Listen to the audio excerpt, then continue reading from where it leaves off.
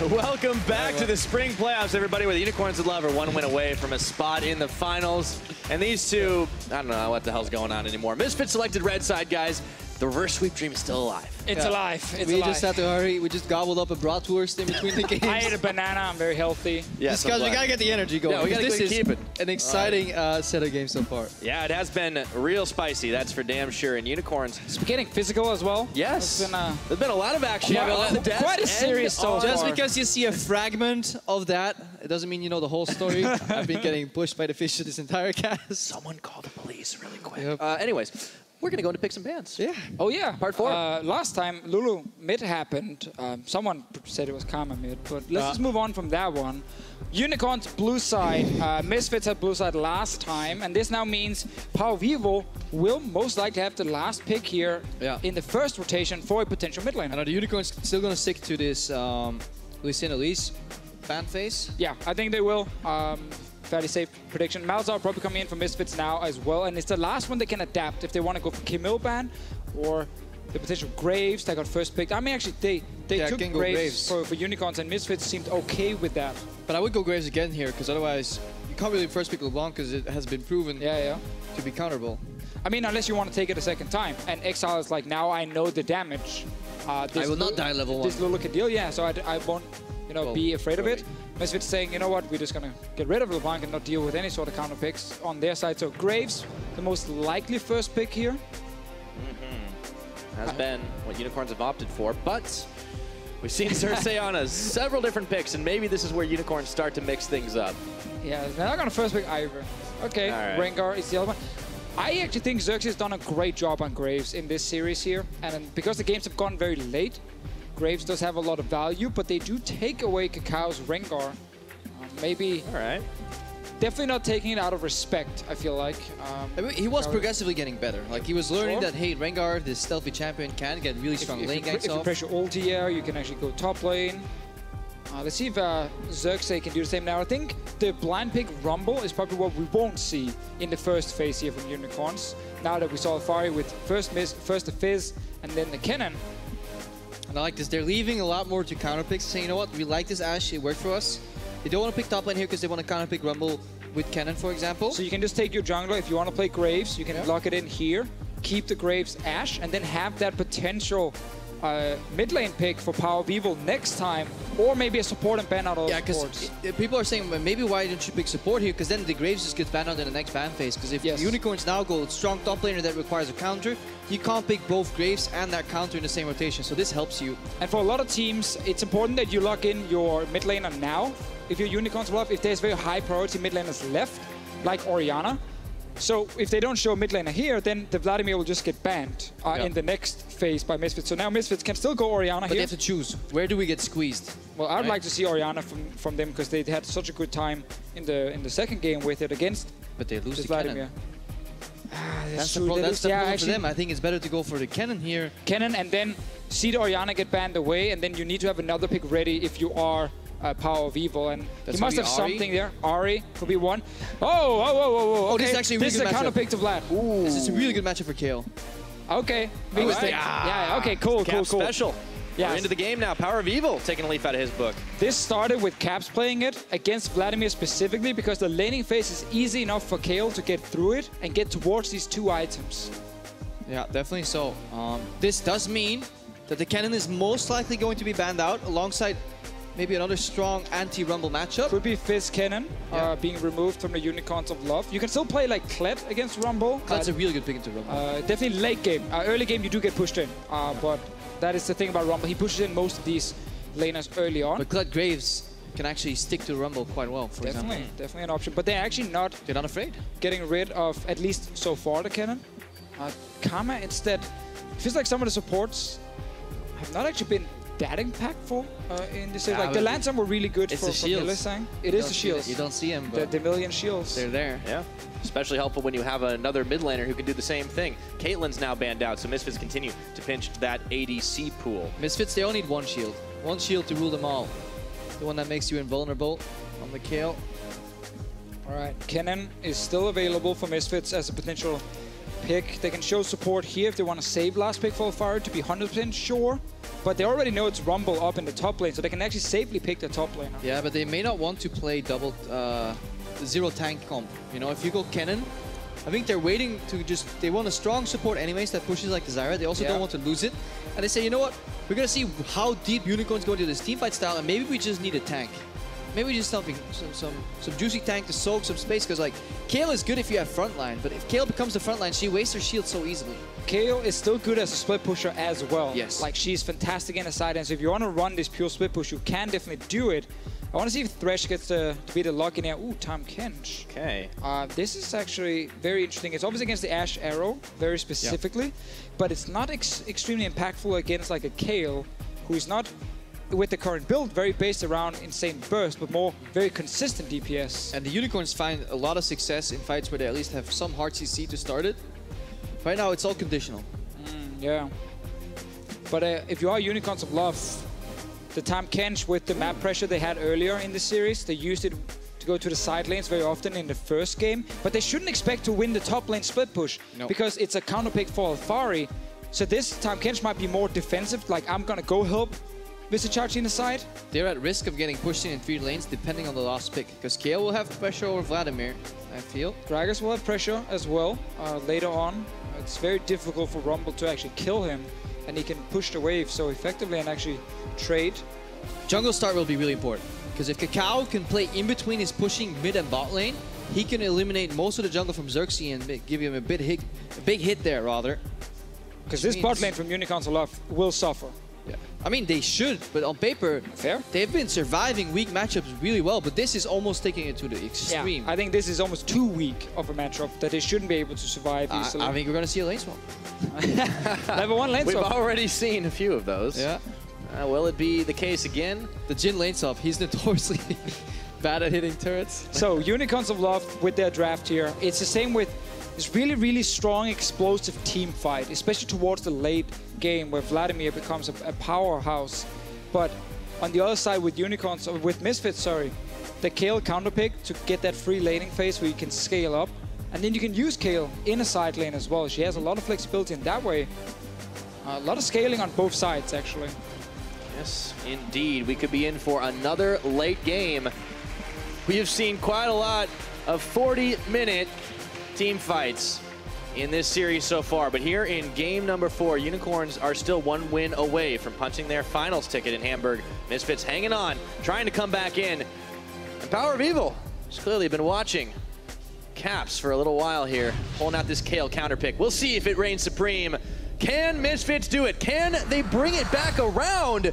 That is the question. Unicorns, they want to close this one out. They do not want to give a chance for the reverse sweep to become a reality once more.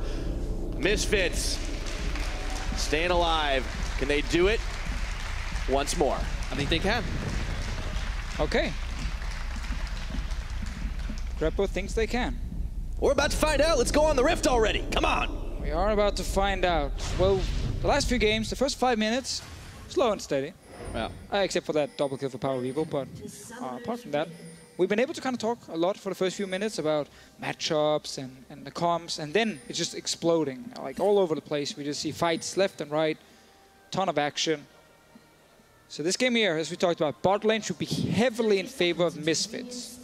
Mid lane, Power of Evil looking to just power farm on the Kayle, and then top lane with the tank up for Alfari here. Will get pushed in again by the Rumble, which is very tricky for the Gragas.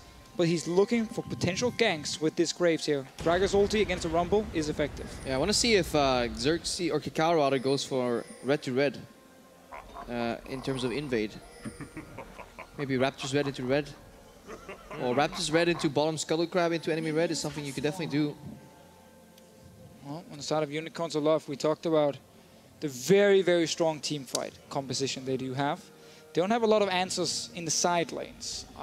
Pure 1v1s. So it's going to be a lot about getting towards that mid lane again, as we've seen so often, 5 members together. Yeah, Power is running Fervor right now instead of the Storm Raiders. Okay. So it's been 50-50 so far for Kayle mids. Yeah, Caps the first time he played Kayle ran Fervor. Then apparently he was yelled at by one of the one-trick Kayles in high elo solo queue in Europe. Changed it over to Storm Raiders instead. adding that extra utility with him. But Fervor is back on the menu. Is still great for overall DPS with the pure attack speed builds. We do see like the Nashor's Rage Blade.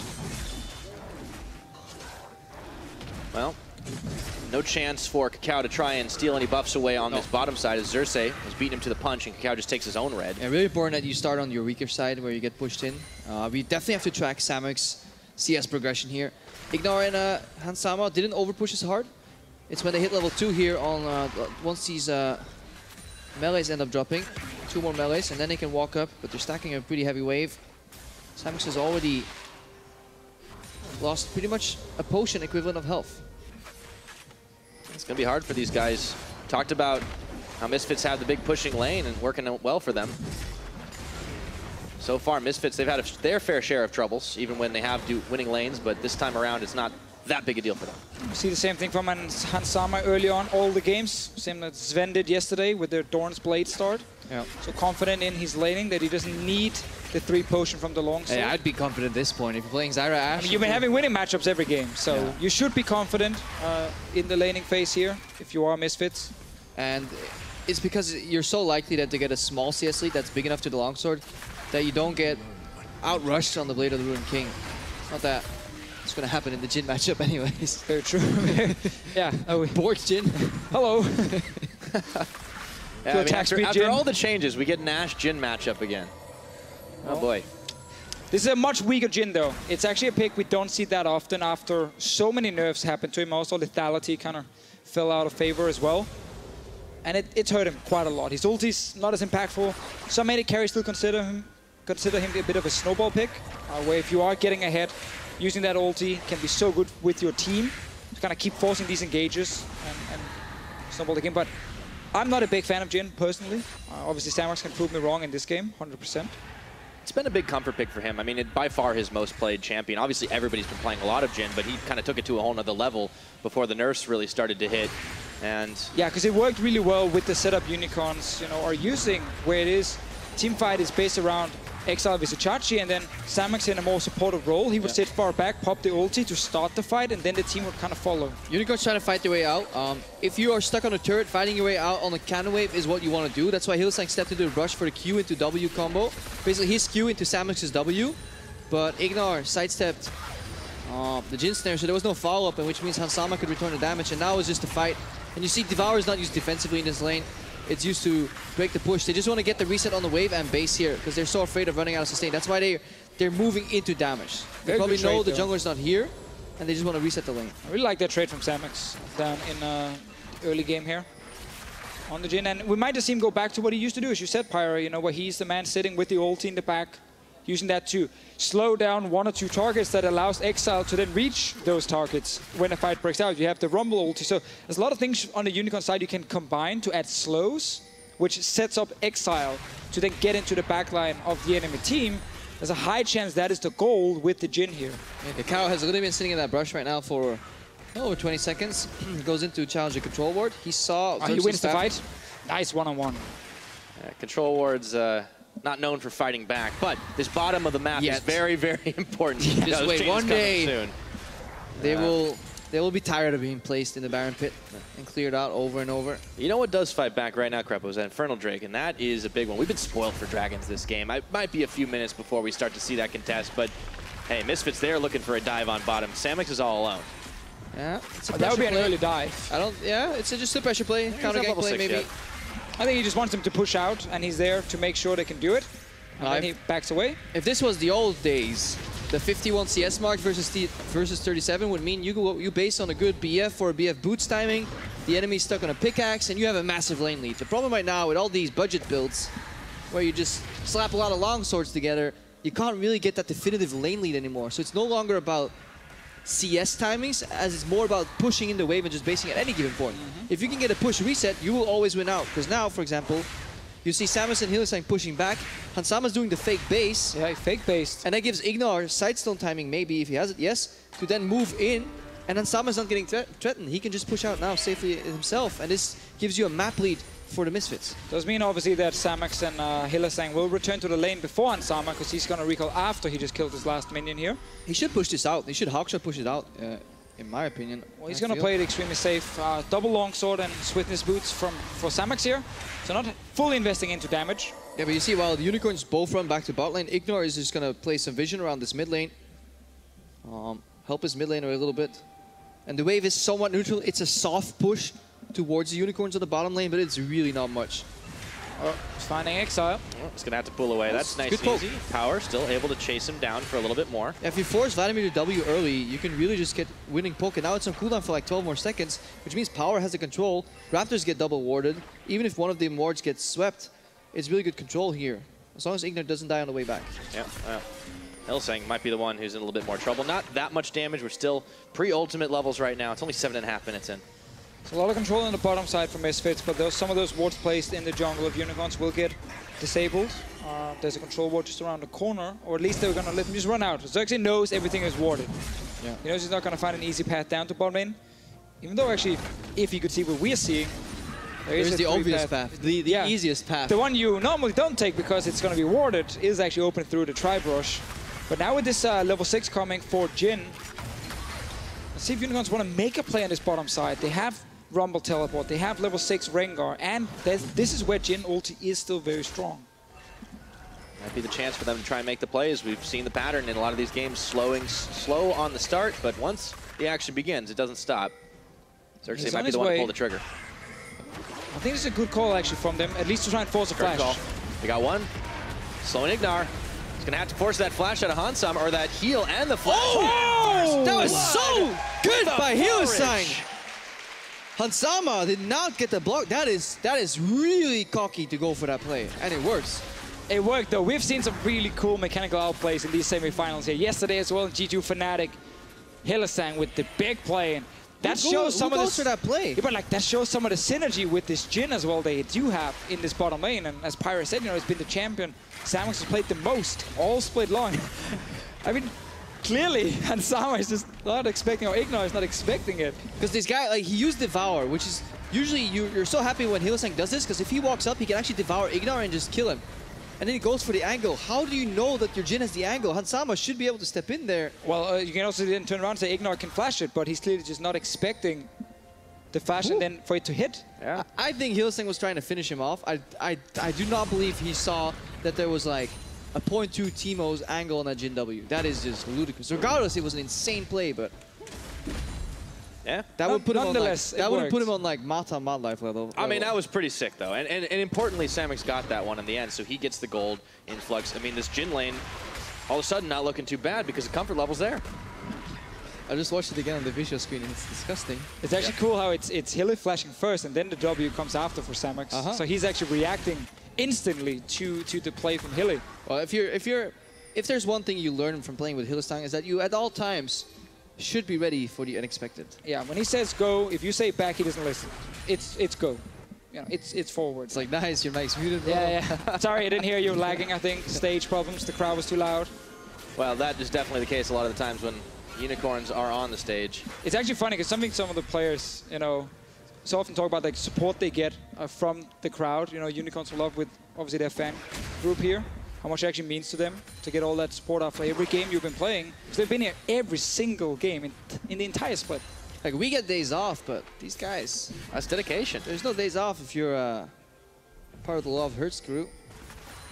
Unicorns have been showing that love does hurt, but Misfits, they have definitely not lacked for damage in this entire series. And the bottom lane looks really good for Misfits to start things off, but look at that. They even right back up on CS. Hillsang and Samex have just been able to honestly, almost going to say outplay the laning phase here against Hansama and Ignore in these lanes. Like, Samex is Jhin. Wait, Hillsang. There we go. Ignore, Hansama, nowhere to go right now. They're zoned off. Let's see. One shot connects, the other doesn't. There is a big Zyra ulti, but Xerxes is coming right out of it, turning for Hansama. Chachi, Power of Evil. This is getting real messy as Kakao exhaust on him. Following forward is Exile, and it looks like Misfits are coming down with a bad case of Emo Plague. Yeah, it's not over yet, guys. Hillsang said go, so everybody went. Samex now took the long journey around. 2 for 1 so far. Barrel knocks Exile right into the wall, but the flourish is going to connect on Power. He didn't get the stun up. So, Unicorns managed to get 1 or 2 rather, and trade one back with Hillsang. Can set up for Infernal, rotate mid potentially, but then they lose bot, so... Just get this big wave in the mid lane to the tower so it dies, and then you deny that CS as well. That's what Exile is doing right now. Maybe force a teleport for Power of Evil. That could be big here. That cooldown. Same thing we talked about earlier, though, how you can force plays around this Jhin lane with ulti, and that's exactly what they're doing. So well played. From control ward into enemy brush. And you already have Exile here. It's so hard to read. Exile's already there. They saw Exile roam probably the Misfits, but they're like, what is this clown gonna do? You know, show up as Vladimir and die. Oh, there's Tahm Kench. Tahm Kench coming in. Good engage. Exile flashing in, of course, getting that kill, and another one on Hansama. So much pressure near this bottom lane. Really well set up by the Unicorns of Love, and going back to comfort, despite it being a nerfed pick, means that the old playstyle around the bottom lane right now works. Working out well for them. Unicorns get themselves the gold lead. Now Chachi looking to bait in Hans and Ignar as they're joined by Kakao on this top side. I don't know how much he can do here. His ulti's still on cooldown. If he had ulti now, this could have been a brilliant play. Sadly, no ulti. He even moved brushes. He's like, because he knows they're going to base there. No, he's still there. He's still waiting. Yeah, no, but he knows they're going to base in the first brush. That's why he moved to the second. Nobody ever bases in the second Or he was brush. afraid they would face take him that early and his team wouldn't be there to help. Yeah. So now, if they actually would face take him in the second one, he would have bought a little bit more time. Still doesn't have that ult up. Hylissang finding Ignar. Oh, they find him right back. Uh-oh. He's going to flash into the team. He wants to make the play. In comes Exile and Cersei. Kakao gets an ult out of Power of Evil, but that's going out of time. Say what you want about Hylissang. This man has no fear. He's going in again. Once again, Exile was the one on the front line as well. He stays alive. Equalizer. Who flashes forward there? He's like, I will buy the time. Guys, we need about 4 seconds. I will do the job. Well, there's backline Tahm Kenches and there's frontline Tahm Kenches, and Hylissang definitely belongs to the frontline one. Yeah.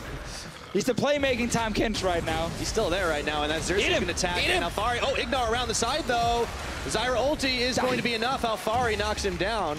It is, to be fair, though, the most classic Unicorns of Love thing. Oh, we're not done. Cersei wants to keep on making the plays. That damage from Rengar trying to get to the blast cone, but he's popped again. The barrel comes down on his head. Hylissang as a player, Unicorns of Love as a team. Makes him like, never mind, they're going to kill him. You're not going to get any chance to analyze this. They just killed him anyway. They take down Power of Evil. Fighting. I've given up on trying to give points in between skirmishes. I'm going to wait for everybody to be in base. Sometimes you think the skirmish is done, and then you realize that they can get more. See if we can get some damage on this tower. There's always more to get. But the point I was trying to make there is Hylissang as a player and Unicorns as a team. Yes.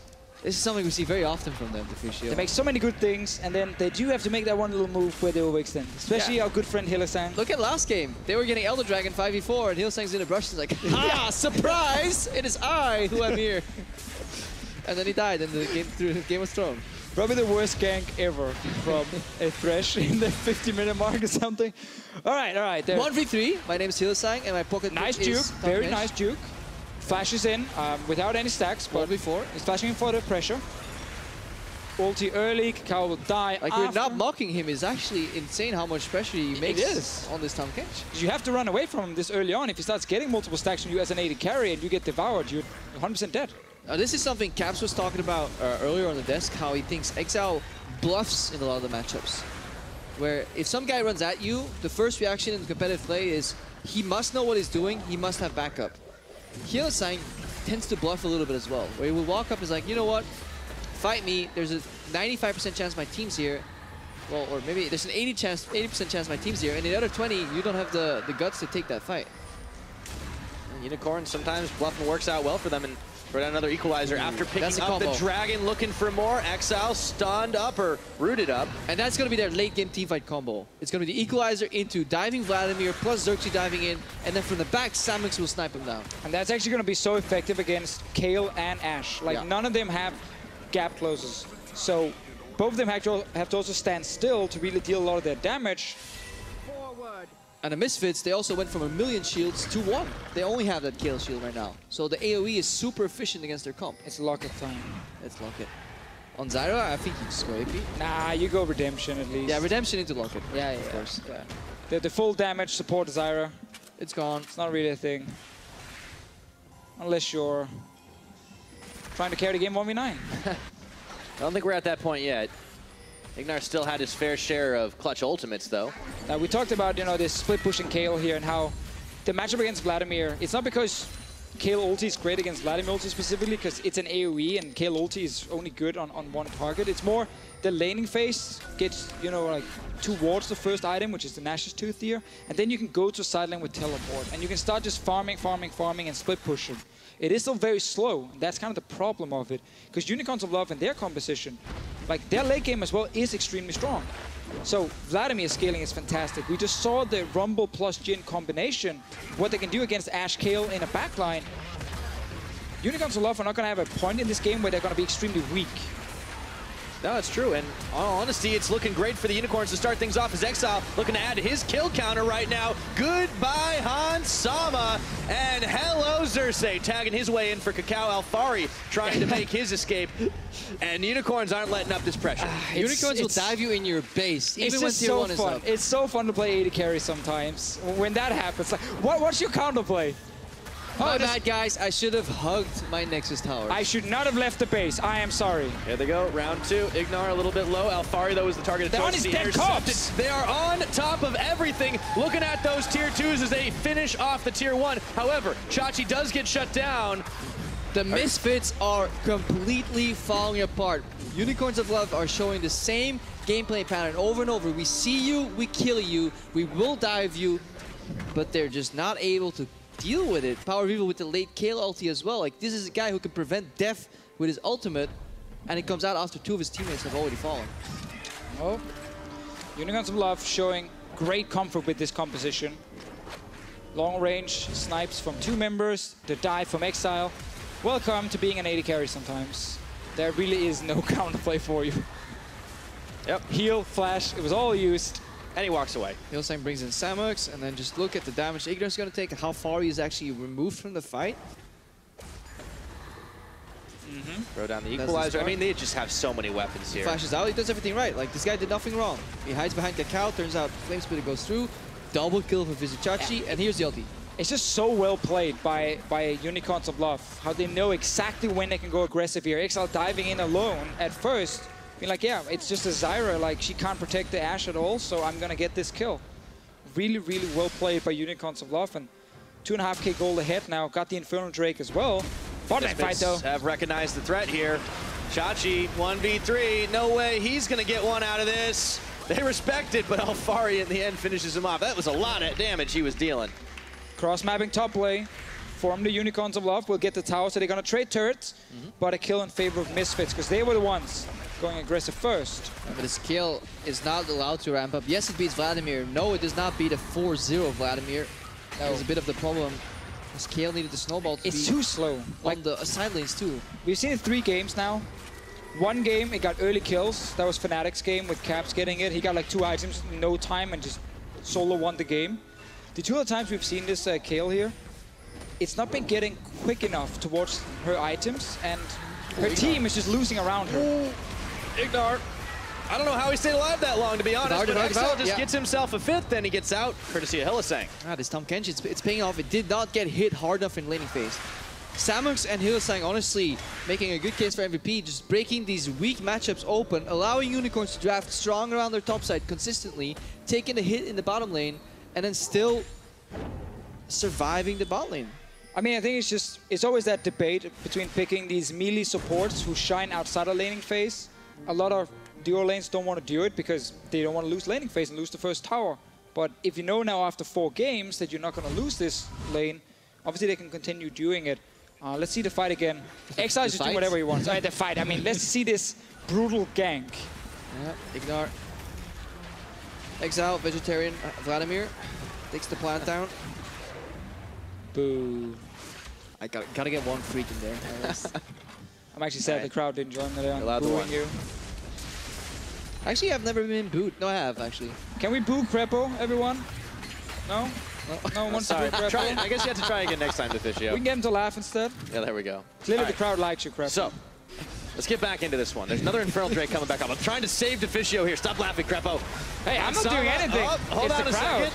Invulnerable for just a second. Exile, though, is still on the chase. Hemoplague, but now he's being turned back around. He just can't close the damage. Damage. That's disgusting. Exile still gets the kill. They get everything. Cacao's going down. Unicorns want this big time. And this must make Sheepy and Romain and everybody who's backstage so happy because Unicorns, they make it out of playoffs, but they do it in a different fashion as usual. Usually, they creep their way into playoffs. Now, they're in the first place in Group B. They came in as the highest seed and have a very convincing performance here against the Misfits. And the Exile that died in lane a few times in the last few games, none of that happened in this one, and now he's 7-0 on this Vladimir. Like, they're on the verge of heading into Hamburg to play the finals against G2. And not even that much as an underdog. No, I mean, this is huge right now. We don't normally see the Unicorns coming in so hot, but they were definitely prepared for this series, and it is looking great right now. Exile! He's winning the battle of Faker. Who's the German Faker? Turns out Exile is their Faker. It's their Faker, yeah. Good, good. And that was after he had some rough games against Power of Evil.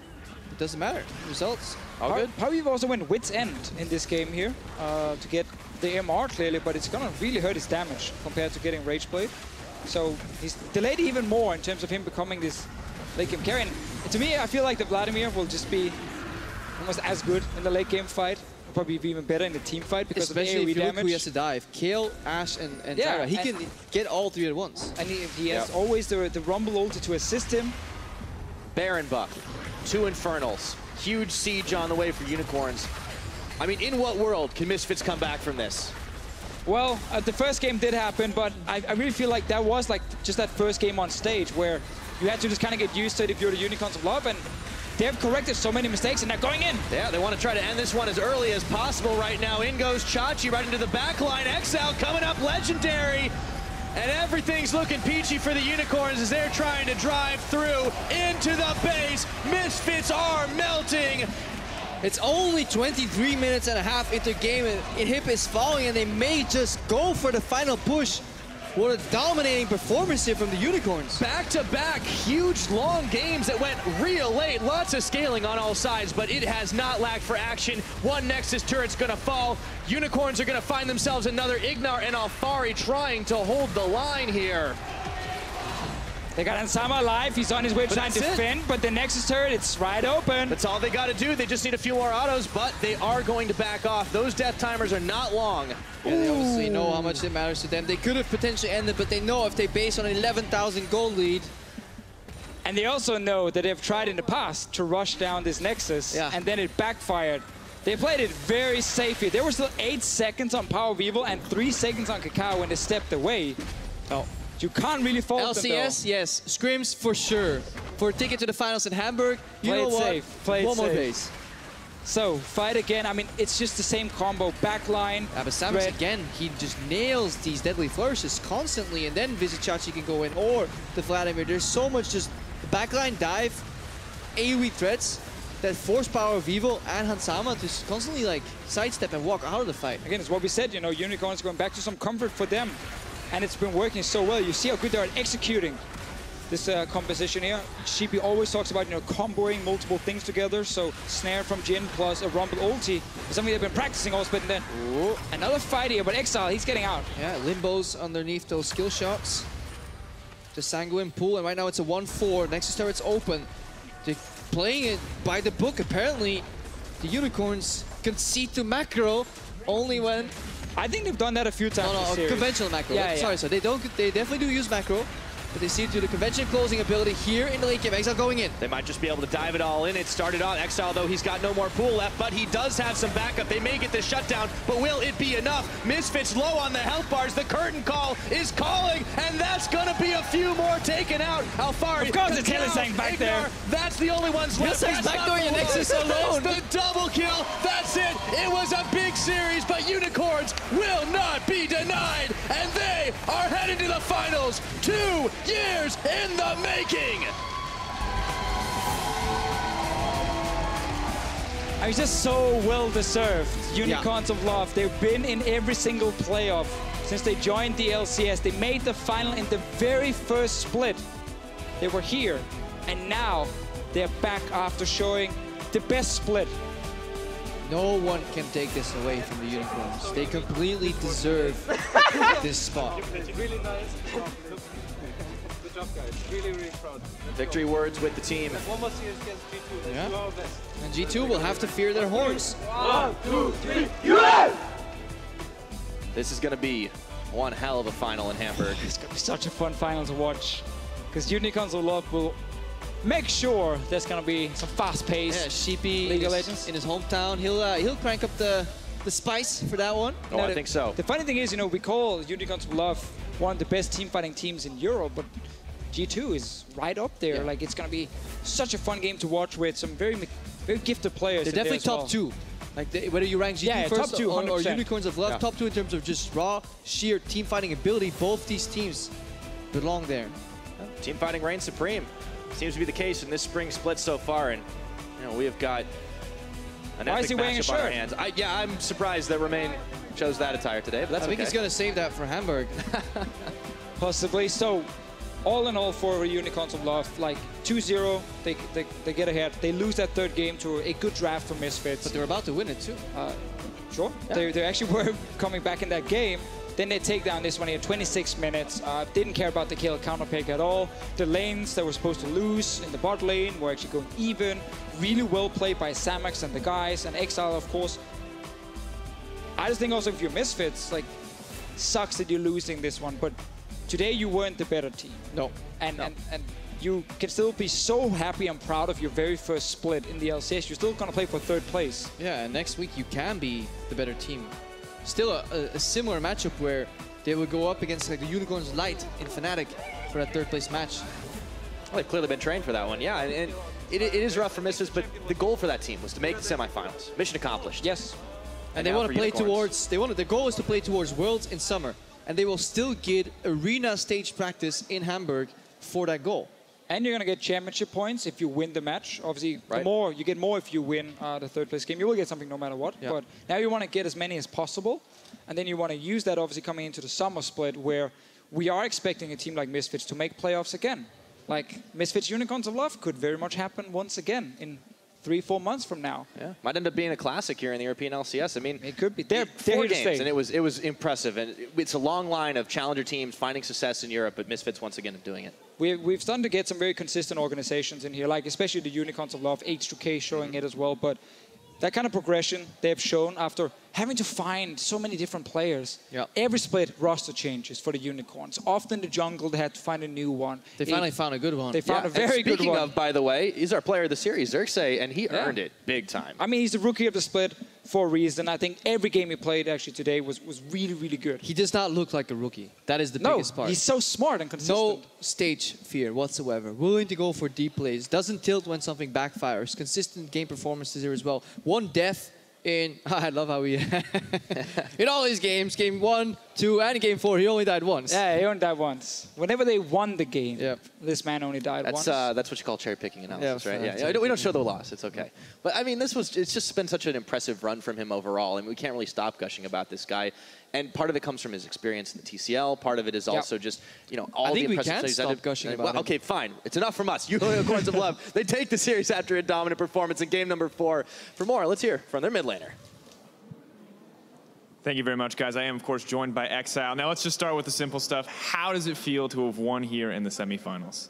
Feels pretty good after all. Like the series was actually pretty, exciting for us because, like, if we win, this means a lot because we go to finals in Hamburg, which is like an insane opportunity, especially against G2, which is like the kings of Europe right now. So yeah, this is like just really awesome for us that we made it to the finals. Yeah, I think it definitely is. Definitely a lot of fans here today excited to see you on that stage for those finals. I want to talk to you about your performance. You versus Power People was kind of one of our big matchups to watch. A lot of people were curious to see how it would play out. How did you feel about your performance there in the mid lane? I think overall, I'm not too satisfied with my performance today. I think that I wasn't that useful on whenever I picked LeBlanc. I think the Vladimir games though were quite fine, even though the second game kind of mid lane fell apart a bit after the double kill. But yeah, I think regardless, like Vladimir is such a strong teamfight champion. And yeah, I just like to play the champion a lot. So I think maybe more in the future, I'm going to look to pick this more. So from my perspective, for the most part, it looked really good. But there was that one moment, you're going to go up against Lulu. I know it's a pick you haven't seen in a while. You get solo killed in lane. What happened there? What is that matchup like to play out? Actually, this matchup is like he was mixing Eon Lulu, so he doesn't have any wave clear at all. And I kind of realized this like level 5 or something. And I kind of knew that I should just play defensive, just go for a bit magic resistance. And once I push out mid lane, like he's stranded there and has like really hard time pushing out the wave actually, or farming under turret. So this is like really heavily in favor for LeBlanc after 1 point. Yeah, but I actually disrespected the Lulu a bit and managed to die, which is like the worst case. But I think overall it was still, like, I mean, in the end I learned something that I should just respect it a bit more. But yeah. All right, definitely a learning opportunity. Well, we saw you guys play pretty bloody games today, but in the past you guys have talked about having good macro. Fnatic says they've adopted a style from you that they're referring to as animal style. I kind of want your opinions on that name for the way that you guys play the game. Do you think it's fair to call what you're doing the quote-unquote animal style? I don't think it's like basically deserves to be called animal style. I think that we have a high mid lane priority, like in the mid game, that we just try to push mid lane first, basically whenever. And I think this is like the core of how mid game and like later on macro should be played. Like basically who controls the mid lane kind of controls the game, like the pace of the game. And I don't think it's necessarily animal style. I mean, when the enemy tries to contest, then the games kind of end up in an ARAM where like we just wall in the mid lane for a bit. But yeah, overall I think we just play correct macro most of the time. I mean, sometimes we extend to dives or something, but most of the time it's actually like calculated play. It's not like that you just go for it without thinking about it. All right, well, it's good to see that. Very different, obviously, from the macro that we see from other teams, but clearly you have a clear strategy behind it, focusing around that mid lane. Now, you said it yourself, going up against the Kings of Europe in Hamburg. What are your thoughts on that matchup? How are you feeling about it right now? I think that G2 is an insanely strong team right now. Like, whenever we swim against them, we learn a lot, actually. And also, like, the games they play is just, like, they're always really on point with macro and with the ideas they have in-game. So, yeah, I think it's going to be a tough series, but, like, we're going to prepare for our lives for this game. Like every day of the week now, we don't even take any breaks. So yeah, we just try to get as much practice as possible. And I think that we have really good scrimmage partners in Europe with Fnatic and Misfits. So yeah, I think that we can definitely have a chance. All right, I'm just going to ask straight out, are you guys going to be the team to take down G2? Yes, we will. All right, good to hear the confidence. Congrats again on your semifinal victory here. We'll see you guys next week in Hamburg. But for now, we'll send it over to the post-game lobby where Shox and crew are standing by.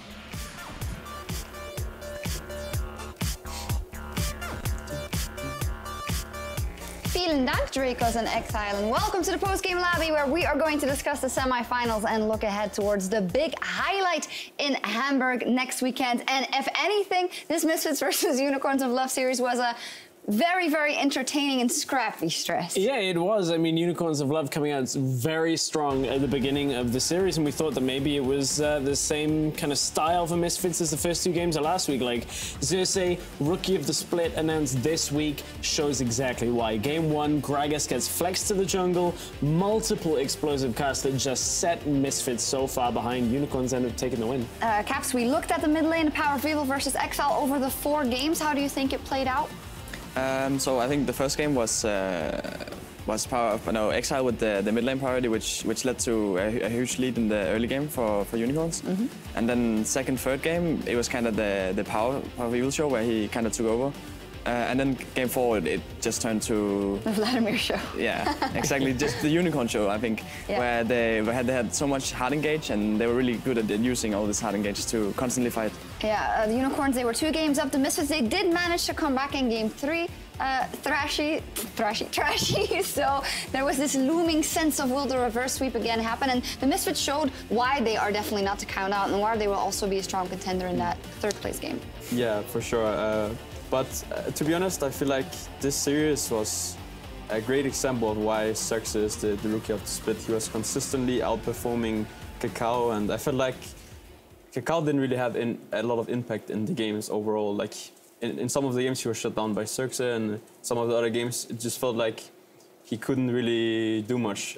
Maybe it was because of the picks, I'm not sure, but it just felt like Xerxes had the upper hand. And actually, I feel like the jungle matchup was the biggest, like the matchup that had like the biggest flaws for Misfits in this series. So huge props to Saxy. He played really well today. Yeah, I completely agree. Like, Kakao, when his team wasn't doing well, seemed to struggle. Zirse, even when his team was doing, playing from behind, Zirse still making solid, consistent plays. Like, he stole Baron with, like, an auto on Gragas in one of the games. I mean, maybe not exactly the most crisp of plays, but he nailed it, like, got it right in there. And Trashy, you're mentioning as well the fact that he actually, a lot of times in the series also, he picked matchups. He picked the Gragas, who actually isn't that great super early versus the Graves, but Kakao on the one hand doesn't do his due diligence, and on the other hand, Xerxes does. Yeah, I feel like Kakao doesn't really take a lot of risk. He pretty much just goes for the standard play almost every time, and it was kind of the same when we were playing them as well. Like, he was always doing standard pathing. We were catching him a lot off guard because he kind of failed to adapt in series, and that when you do the same pathing over and over again, you can kind of take advantage of this. And I felt like Saxe was doing that in this series, and it really showed in the games. Yeah, and I think it's good to commend him for his first split coming in. He had that dip around IEM. He said that he kind of saw the limits of his own play. Yeah, also one thing to notice also, I feel like UOL is actually setting Sax up a lot of times for success. Like, first game we saw that bot lane leashing, we saw fifth in the last game here, fourth game. We also saw that bot lane leashing for him, so he gets a faster clear and can kind of get more pace in the jungle. And huge props to UOL's bot lane, like leashing and then going to lane and still solo, like 2v2 killing. Like, I feel like that's really impressive and something we also should talk about.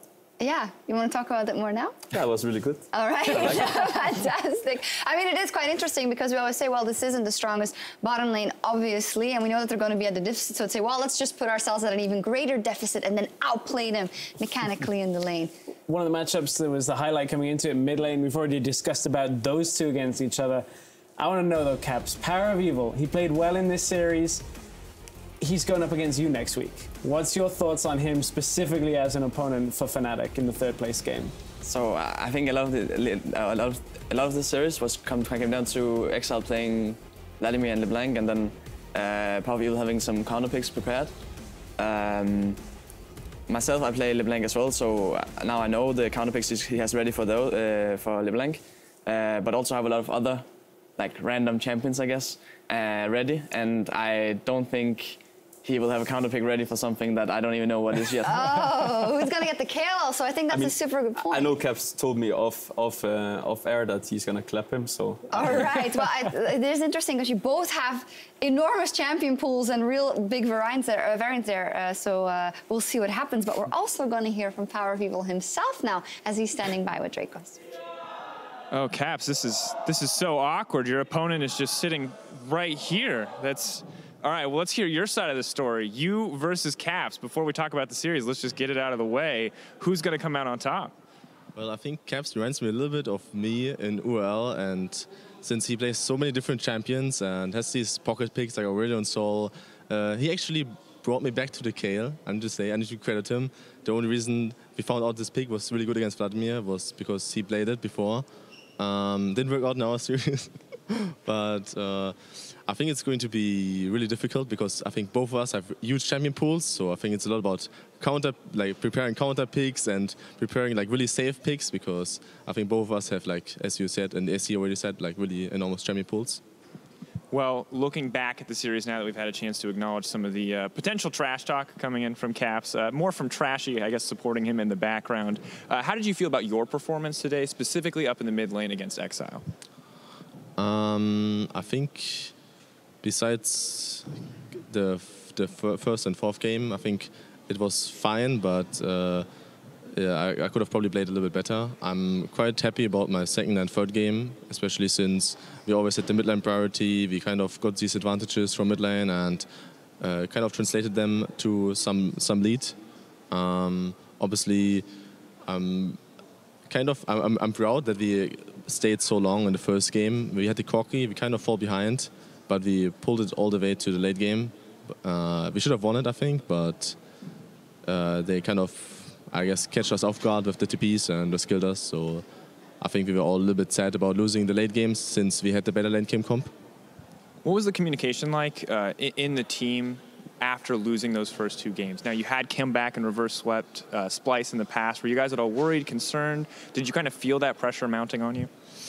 I was actually quite disappointed after our second game, since like we had such an enormous lead in mid lane, and Vladimir was like 2-3 levels behind, and I think that was our free win, or we should have translated it into a free win, but we just didn't communicate correctly. I think we didn't just play the map correctly in general. Like, we didn't build up the vision correctly, and when we built it up, we just instantly gave it away. And since we had like a 4,000 or 5,000 gold lead, I imagine, it's like we should just engage and just win the fights. Even I think we had a split push top laner. I can't remember which one, but we should still be able to win fights. But we just didn't engage. I think we just played way too scared. And I think since we like had the playstyle from game 1 where we need to like scale and win late game, I think we just, I don't know, for some reason we just thought Lulu, Caitlyn, we can wait for late game. But anyway, the team has Vladimir, and I was like kind of sad since I was consistently saying like, guys, we need to fight now because they have Vladimir. And I think we can just learn from these games, since I think like even me, I didn't think that we will lose late game that hard. Maybe potentially gaining a better understanding of your comps. For the last question, I want to ask you about yourself. Now, you've gone from Unicorns of Love, where you played crazy picks, feels like constantly, but of course, just in some of those games, you went to OG, you played a lot of Varus. It feels like a much smaller pool overall. And now on Misfits, you've been playing a lot of different champions. I feel like a lot of different styles, roaming a lot, playing more conservatively in the mid lane. Where do you see yourself as a player? Where do you see your style right now? What do you think are your big strengths? Well, this question comes up a lot, and I think the biggest difference from like all these teams is that I think in UOL I had mostly like mechanics and like champion pool and not like really a lot of knowledge. It worked out since they UOL played really good around me, and I think we just had like really good team fighting. In Origin it was more like I needed to play more reserved, I needed to like play more the map and communicate way more, so it was kind of hard to like adapt from like completely different style in UOL. And I could learn a lot from like all the veterans in Origin, so it was a huge learning experience, even if it didn't go well. Like, even if it goes bad and you lose a lot of games, like, or go relegations, it's like all these bad things that happen you can just improve on and learn. So I think I could like learn so much in Origin that I can translate all of this now in Misfits, and I can kind of combine the knowledge of Origin and the mechanics of UOL, I think. Yeah. All right, so now with the knowledge and with the mechanics, well, that's good to hear. We will see in the week to come how you fare against Fnatic, how you fare against Caps in the mid lane. But for more from Caps, Shocks, the entire crew over there at the desk, we'll send it back to the post-game lobby.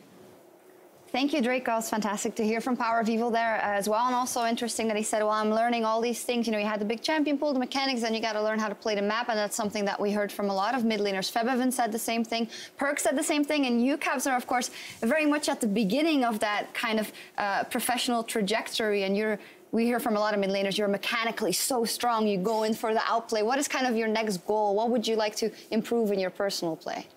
So I think I've said this in a few interviews that the last couple of weeks we switched from trying to learn how to play the map and try to play a perfect game, and we instead started just play the animal style, as we said.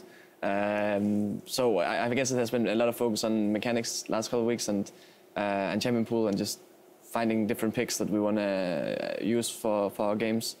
But once this season is over, like not that season, the split is over, I think I'll probably try to focus more on learning how to actually play the game.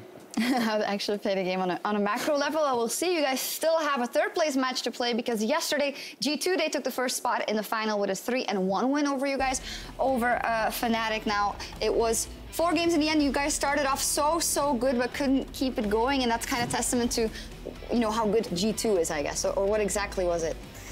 So I think game 1 we were trying to play this, we were just playing constantly aggressive, and coming into game 2 we wanted to do the same. Somewhat in the middle of game 2 things started going the other way, and we started doubting ourselves, I guess. Come game 3 and game 4, I'm not sure what happened. I guess we were a bit scared of doing all of doing mistakes, so we turned back to the Fnatic we maybe have seen halfway through this, like in the middle of the split, where we were not really proactive I mean, in game 4, we picked blind pick kill, so I think we were just trolling it. It felt kind of like G2 over the series downloaded your play style quite well. Like points where you know your team have picked up kills by either Reckless going to SOAS, SOAS going to Reckless, and getting a kill out on the side lane. You know, Expect just wasn't making those mistakes anymore.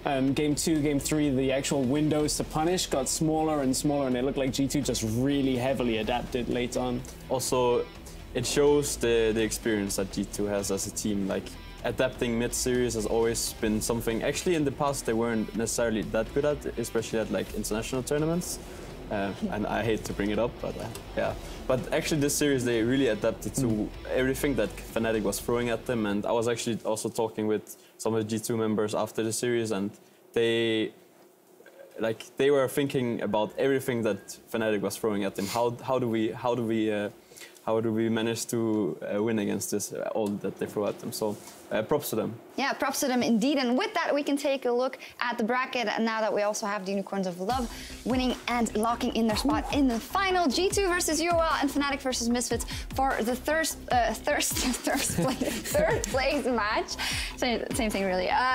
So that third place match, let's start with that one, Fnatic versus Misfits. After what you saw from Misfits today, are they beatable, Caps? Are you going to write them in the I think it's a lot more about us than how about them. Like who's gonna turn out victorious? Because if that team that showed up that 3-0'd H2K and the team that showed up that won the first game, if we're gonna actually play aggressive and actually do all sort of things, then I think we can easily beat them. But if we instead don't do anything and we're just like waiting for them to slowly take over the game, then we might as well get 3-0'd. So. I hope production can tell me what we just saw there on that camera action.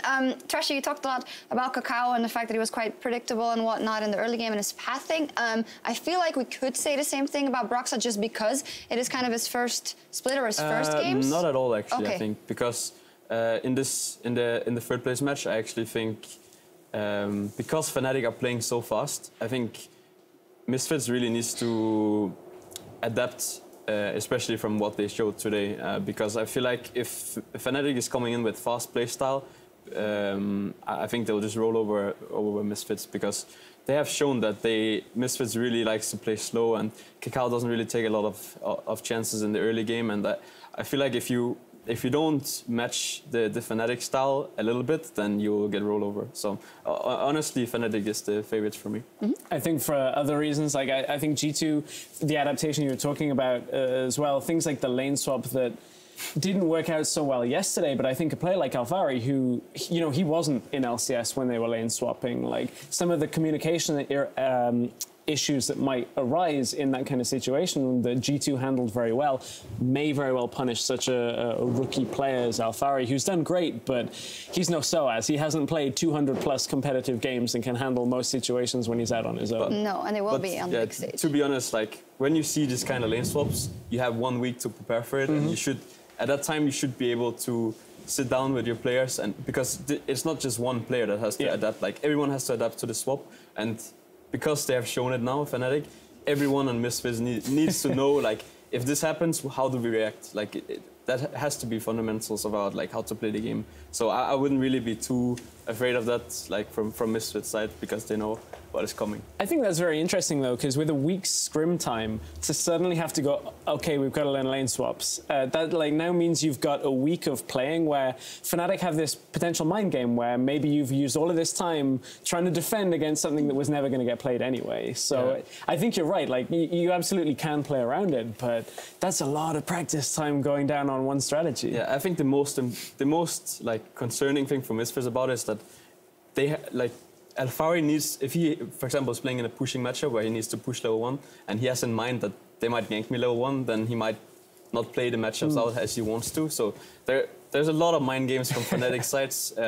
So I mean, in theory, what Fnatic is doing should never work, but with the picks they have and stuff, how they execute it, it actually kind of works if you don't know how to react to it. And in general, I think the playoffs so far have just shown us really interesting things in terms of picks and bans. And of course, most of it has come from Fnatic and from the Unicorns of Love. So it'll be very exciting to see, and from Power of Evil. So it will be very exciting to see how that evolves. But it's been exciting so far. But we have to talk about the final. G2 versus the Unicorns of Love. To set the scene, G2, obviously defending champions, super strong at the top of Group A, very convincingly, but so are the Unicorns of Love. And to add that extra spice to it, this is where the organization of the Unicorns of Love was born, in Hamburg. That's where Sheepy's from and his family.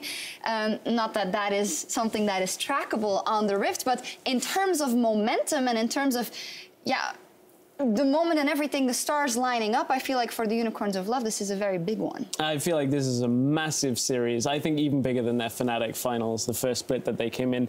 I mean, every hero needs a villain. I think it's so good that we've got Unicorns up against G2, possibly the most popular team we have, against a team that some fans feel like have led down the region. Now, I think G2 have done very well in international competition, especially recently, but we have to ask now, will it be a Unicorn Stampede, or will the Kings of Europe make a Unicorn Steed their ride to MSI this year? Because I think G2 are looking unstoppable, in my opinion. I think Unicorns today won't beat G2 of yesterday. All right, Caps, what do you think? How big of a chance do the Unicorns have? I think it's definitely favored G2.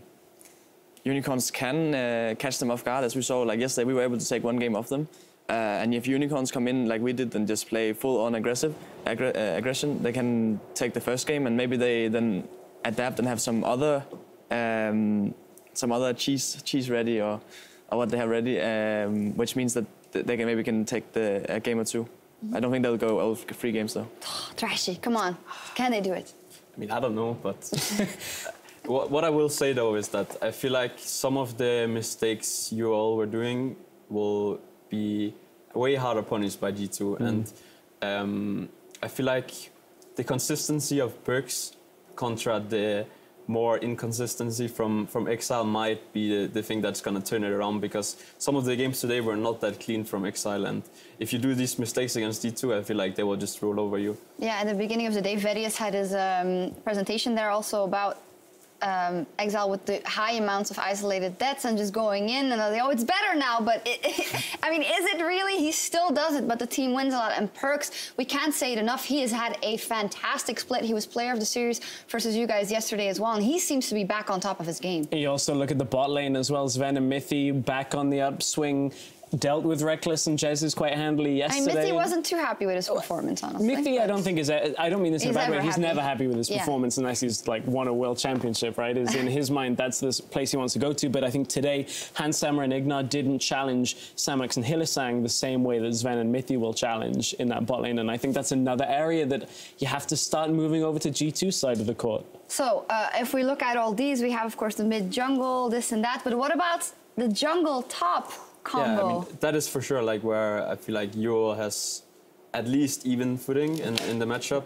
I think Vizisachi is a really solid player. Like I feel like he never really loses lane. He's always relevant in the game, and he's always comes into team fights very strong. And sometimes we have seen G2 have like communication issues with TP and with Expect in general. So I feel like that is probably where if I was UOL, I would look to draft strong for Vizisachi and hope he can take over the game. All right, well, we'll see what happens. It'll be super, super interesting. And we will be back for the finals in Hamburg next weekend, starting with the 3rd place match between Fnatic and Misfits. And that series begins at 5 p.m. Central European Summertime. And don't forget, on Sunday, we will preview the final with a special pregame show starting at 4:30 p.m. So mark your calendars. Very excited to be there. We all will be. And thank you very much for joining us as well today, guys. Looking good. Thanks for having us. Oh, thank you. No problem. I like the pink one better, though. The pink one better, yeah. Well, and we also have a unicorn. That's why I stole it. That's why I took this one. All right, so now it's both for the Misfits and for the Unicorns. I guess so, yeah. No bias on the analyst desk. Well, thank you very much for watching. Time for us to log off for the night, and the best is yet to come here in the EUL CS Spring Split. So gear up, get ready, and we will see you in Hamburg.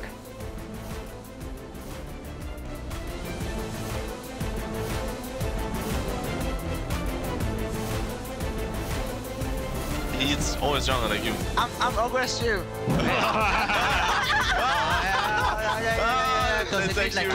Oh, three-man belly pop. Xerxes sent him flying, and Hansama down under tower. Kakao trying to kite away. Xerxes, that's why this guy's rookie of the split.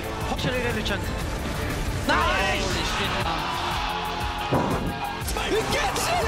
Xerxes comes right back in! Right on it. It's the exhaust. They get the channel complete. He goes in with the extra, but Ignar takes him out. Nice. Can we go? Gotta keep. Cocky. Commit. End it. We need to wait. Oh. Come in. Nice. Can you get? That's the ace. That's the base. And this is game 1 to Unicorns. What a barn burner! But what summons do they have? What summons does Graves have? Graves, no place. Nice. I can't speed that shit. Exile takes out Ignar. Exile in the middle looking for Hansama here. Does he have it? He does the double kill. The shockwave, it pulls him in, but is it too little? Is it too late? A triple kill for Exile. They will be able to take that all the way to the finish, closing out game number 2. A big statement from the Unicorns, and it's match point, baby. Oh, right under tower. Power of evil. That's a big picks. And they're throwing down the damage right now. But there's of course no Nexus. There's no Nexus. They can win. That's what I said. They're gonna win. One inhibitor. They gotta do it. We're gonna win. Misfits are gonna do it. It's a double kill. Oh my God. It's a Nexus. Put on your dancing shoes, because Misfits are staying alive. But now he's being turned back around. He just can't close the damage. That's disgusting. That's the only one left. Backdoor your Nexus alone. The double kill. That's it. It was a big series, but Unicorns will not be denied. And they are heading to the finals. 2 years in the making. 1, 2, 3,